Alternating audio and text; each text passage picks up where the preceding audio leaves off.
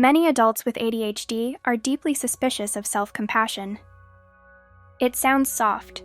It sounds like an excuse.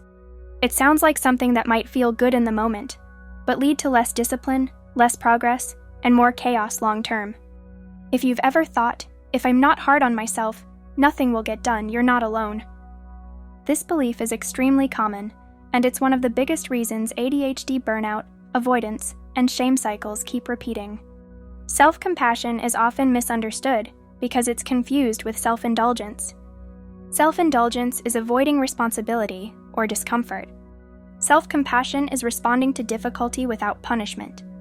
These are not the same thing. For ADHD brains, confusing the two can be costly.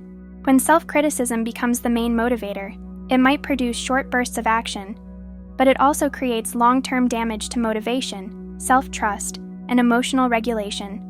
Many people with ADHD learned early that kindness didn't lead to results, pressure did. Deadlines, fear, embarrassment, and urgency were often the only things that worked.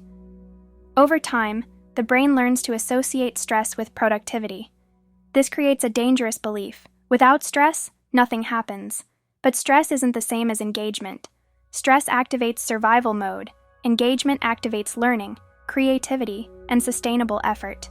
Harsh self-talk often feels productive because it creates urgency. You might say things like, I have to do this, or I'm failing, or I'm so behind. What's wrong with me? These thoughts can trigger adrenaline and push you into action temporarily. But they also raise threat levels in the nervous system. Over time, this reduces executive function, increases avoidance, and leads to burnout. The cost is high. ADHD brains are especially vulnerable to the effects of harsh self-talk because emotional responses are stronger and last longer. A single critical thought can spiral into hours of dysregulation. This isn't sensitivity in the moral sense, it's neurological sensitivity. When self-talk becomes a source of threat, the brain reacts accordingly. Focus narrows. Flexibility disappears. Mistakes feel dangerous. This is not a state that supports consistent progress. Self-compassion works differently. Instead of activating threat, it activates safety. Safety tells the nervous system that effort is survivable, that mistakes won't lead to rejection or identity collapse. When safety increases, executive function improves. Planning becomes easier. Task initiation feels less risky.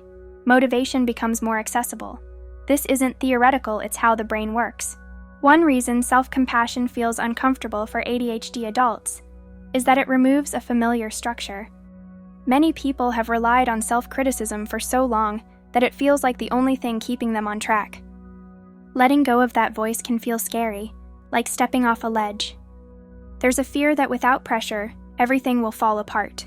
This fear makes sense, but it's based on survival strategies, not long-term effectiveness. It's also important to recognize that harsh self-talk often developed as a coping mechanism. It may have helped you survive school, work, or difficult environments. Acknowledging this doesn't mean continuing it forever. Strategies that once protected you can become harmful when circumstances change. Growth involves updating strategies, not shaming yourself for using them. Self-compassion doesn't mean lowering standards.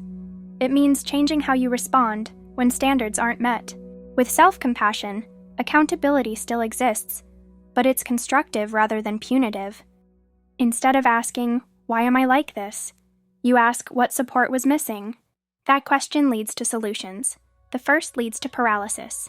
Another misconception is that self-compassion eliminates discomfort. It doesn't. Growth still involves effort and challenge.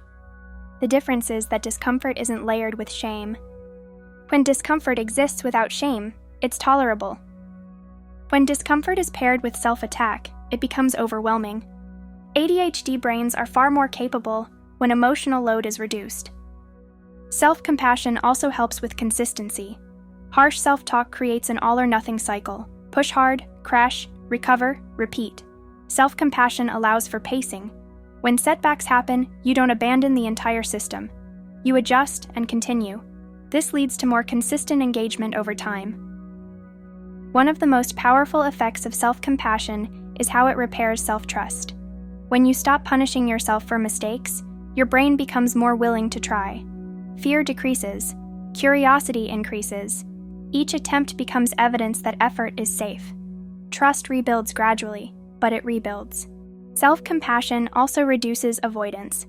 As discussed in earlier videos, avoidance is often a response to threat. When tasks are associated with self-criticism, the brain avoids them to protect itself. When tasks are associated with understanding, avoidance decreases. You're more willing to approach things when failure doesn't feel catastrophic.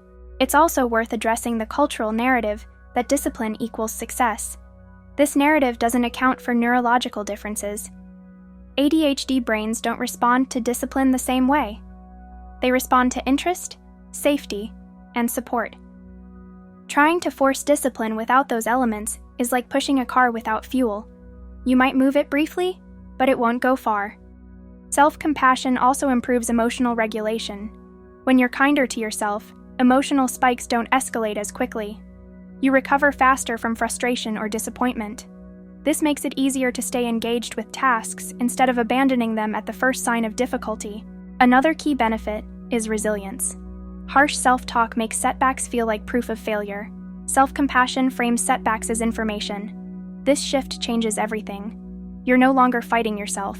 You're collaborating with your brain. It's important to clarify that self-compassion is a skill, not a personality trait. It doesn't come naturally to many people with ADHD, especially those who've experienced chronic criticism. Learning self-compassion takes practice. It might feel awkward or fake at first. That doesn't mean it isn't working. The nervous system needs repetition to learn new responses. You may also notice resistance when you try to be compassionate toward yourself. That resistance often comes from fear of losing control, fear of becoming complacent, fear of repeating past failures. These fears deserve acknowledgement, not dismissal. Self-compassion includes being compassionate toward the part of you that's afraid. Over time, as self-compassion becomes more familiar, something shifts. Effort feels lighter. Motivation feels less forced. You may still struggle, but struggle no longer defines you. Progress becomes something you build, not something you beat yourself into. Inside Dopaloop Pro, we talk openly about self-compassion because it's foundational for everything else to work. Tools, routines, and strategies all depend on emotional safety. Without self-compassion, even the best systems collapse under pressure. If you want ADHD-friendly support that helps you move forward without self-punishment, you'll find the link in the description.